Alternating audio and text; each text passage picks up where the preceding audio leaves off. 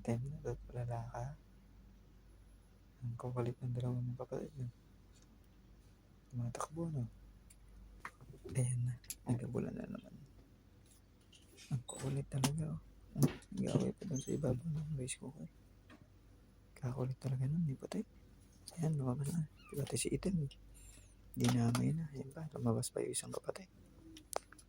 Tumampa na sa ibabaw ng rice cooker.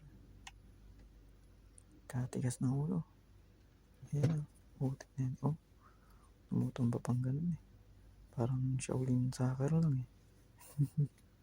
Pasaway talaga itong si Bochog eh. Bully talaga ng mga kapatid. Nabulak yun. Takbo sa ilalim.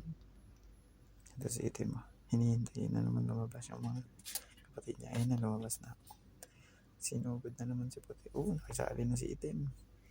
Pinagtulungan yung isa. Grabe, si Itim.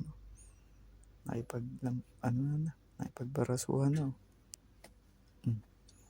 Nakalagot ka kay Bully. Bully talaga yan si Bochog. Takbo na naman. Ayun o. Ang kulit nito ni Bochog. Ayun o. Ayun na naman. Nangulit na naman yan. Ayun na, matake. Umakyat. Diretso rin sa ibabaw. Pasaway, tinignan ni Bochog. Inaabangan. Taas naman tatalo na nito. Ang bilis eh. Takbo. Ito yung isa sa taas. Kabilis ni Bochog. Bully talaga to. Sila nito naglaro. Yun na. Naglaban yung dalawa. Ang titigas ng ulo. Itong isa nag-aabang. Ayun na. Tatalunin ka na, Bochog. Gabang si Bochog dun. Sa ilalim ng charger ko. Tinugis ni Itim. Tatalunin nito yan.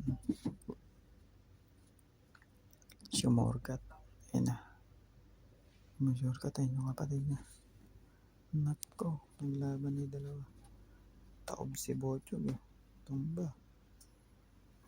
Bagsak. Bagsak ka.